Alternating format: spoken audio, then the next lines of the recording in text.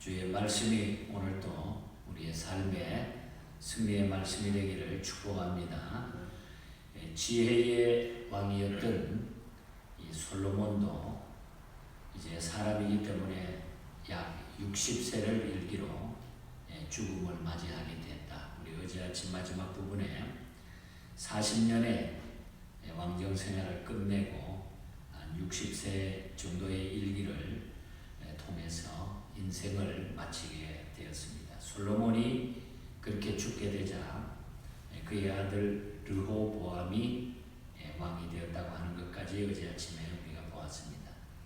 하지만 이 르호보암은 솔로몬처럼 하나님께 대한 경건한 지혜가 없었습니다. 그러므로 이 르호보암 때에 와서 120년간의 이스라엘 통일 왕국이 막을 내리게 되고 이스라엘은 남북으로 분열이 됩니다. 그러니까 사울 40년, 다윗 40년, 솔로몬 40년, 이 120년의 이스라엘 통일 왕국이 다 끝나버리고 결국은 르호보암 때에 와가지고 이 왕국이 남과 북으로 분열이 되게 됩니다.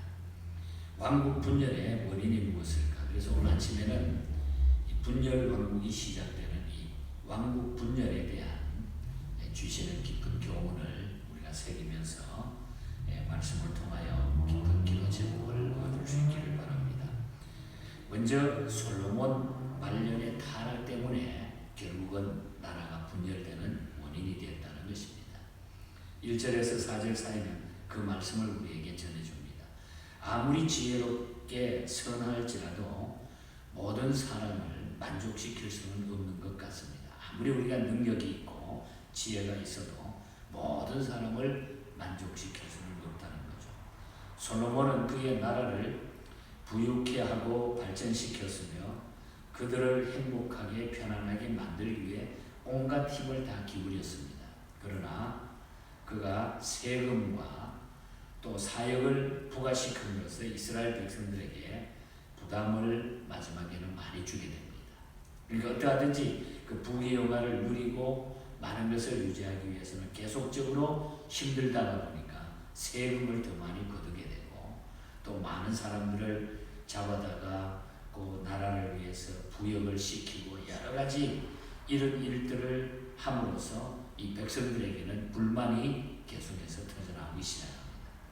그러므로 그들은 4절에 보면은 르호보암이 왕이 되었을 때 4절을 보면은 왕의 아버지께서 우리의 멍에를 무겁게 했지만 왕은 이제 왕의 아버지께서 우리에게 시킨 고역과 매우 무거운 명예를 가볍게 하소서 하면서 백성들이 이제 불만을 가지고 왕께 나타나서 계속 터뜨리는 이런 모습을 보게 됩니다. 어떤 사람도 완전하고 다 지혜로울 수가 없는 것 같습니다. 그러므로 다른 사람이 내게 불평과 원망을 할지라도 나는 완전하게 해주었는데 왜 당신은 그런가 이렇게 생각하지 말고 우리가 어느 때에는 이런 일들이 당연하다 생각하고 우리가 받아들이고 겸손해야 된다는 것입니다. 사람은 완전할 수가 없다고 하는 것. 그러니까 결국 이 솔로몬의 말년의 타락의 사건 때문에 이런 일들이 벌어지고 엄청난 그 결과가 나타나고 있습니다. 솔로몬의 잘못은 그것만이 아니었습니다. 우리가 잘 아는 대로 솔로몬은 왕국이 번영하고 부유하게 되니까 초창기 때에 가졌던 그 믿음과 그 모든 것을 버리고 현명한 통치에서 벗어나가지고 점점점 세속의 길을 걷게 됩니다. 그래서 뭐 핑계는 나라를 부강하기 위해서 다른 나라와 인연을 맺기 위해서 결혼을 한다고 했지만 많은 이방 여인들을 첩으로 맞아들이고 그리고 그들로 인해 가지고 우상의 산당을 짓게 했고 또 우상 숭배까지 하게 되는 이런 결과를 나타냈습니다. 그래서 백성들은 더욱 많은 세금과 부역을 감당할 수밖에 없었던 것입니다.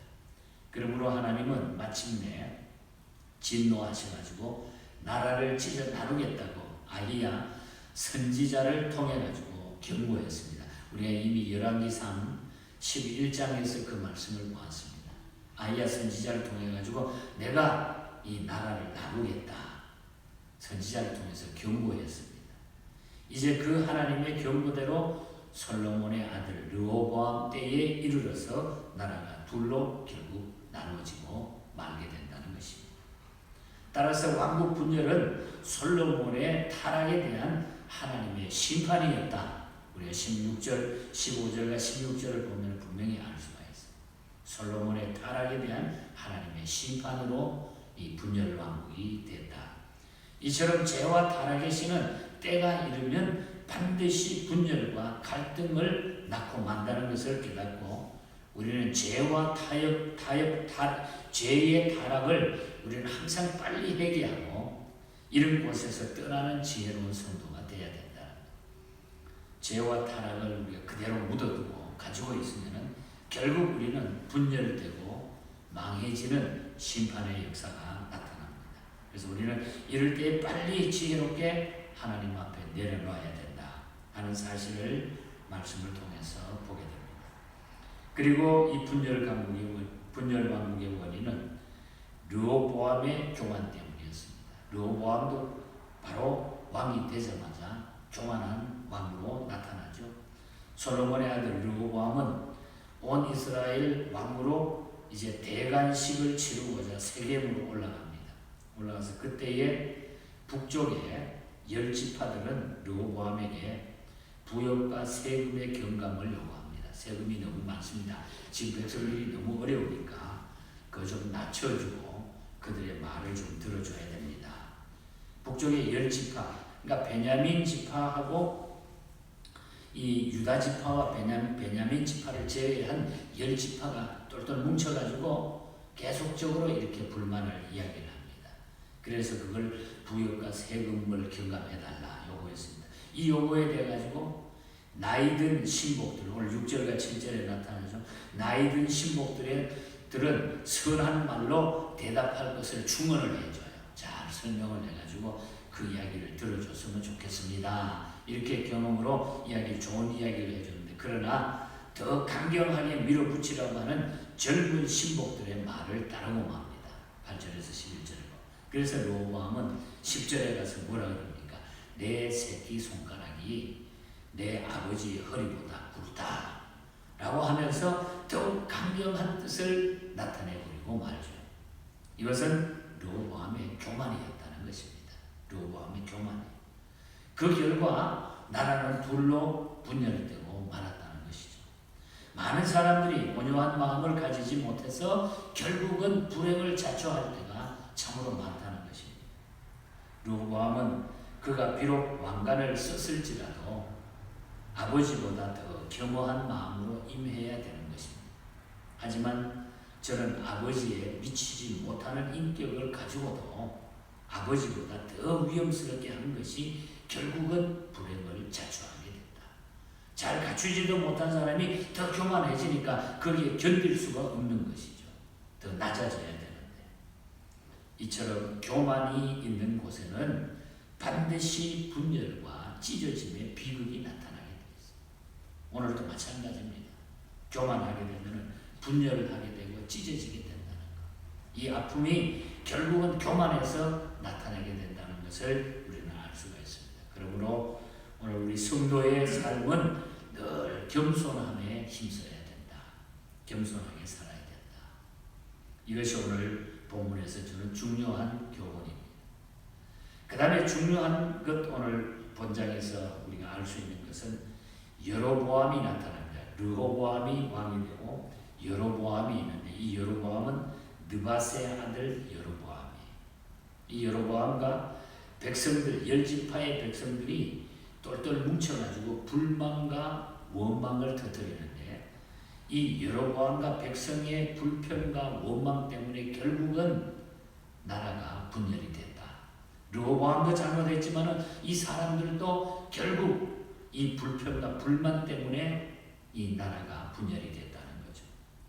거칠고 배은망덕한 영혼들은 그럴 만한 이유가 별로 없을 때도 뭐 정부를 흔들고 단체를 흔들고 잘못된 점을 늘 원망하며 살아가는 사람.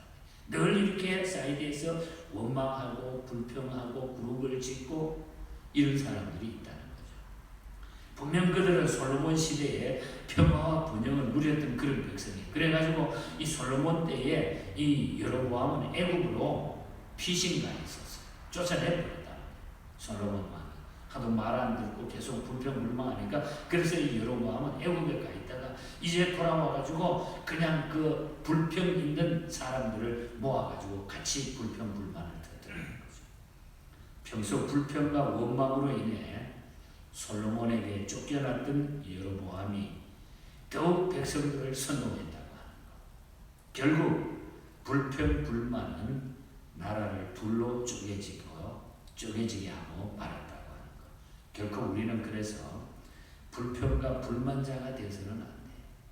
물론 우리가 살다가 보면 힘들고 어렵고 불평이 나오고 원망이 있을 수 있지만 그러나 이것을 그냥 계속해서 선동한다든지 자기 중심으로만 생각해가지고 이렇게 살다가 보면 결국 항상 날마다 그래요. 원망하는 사람은 죽을 때까지 원망하고 불평하다가 죽는 거예요.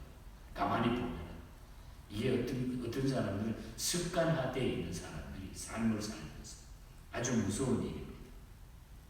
그래서 결국 다윗 왕가에서 왕위가 계승되어야 되는데 그 전통성에 벗어나버리는 왕국이 두 개로 갈라지게 됐다. 결국 분열하게 되는데 그래서 르호보암은 유다 지방 왕으로 통치하였을 뿐입니다. 나라가 조그매져 버렸죠. 그러니까 유다 지파하고 베냐민 지파는 빼고 나머지 10지파는 북왕국이 되어버리고 이 두 지파만이 유다 지파로 남아나게 되는 겁니다.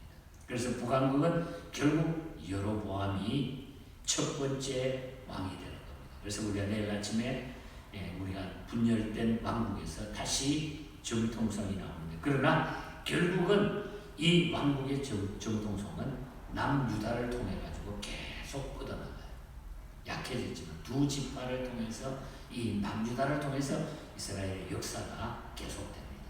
북왕국은 결국은 많은 숫자가 같지만은 결국은 보면은 하나님께서는 아주 적은 유다 지파를 통해서 하나님의 나라가 계속 진행이 돼 나가는 이런 모습을 그래서 벌써 11장에 바로 다음 장에 넘어가면은 이 남유다 왕국이 아주 강성해지는 이런 모습이 벌써 나타나고 있는 것을 보게 됩니다.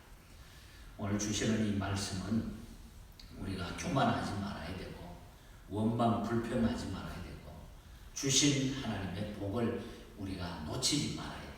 그래서 늘 겸손하게 하나님 앞에 살아가야 된다. 그리고 인간은 약한 존재다. 내가 아무리 높은 자리에 올라가도 겸손하지 않으면 하나님은 나를 다 끌어내리는 거예요.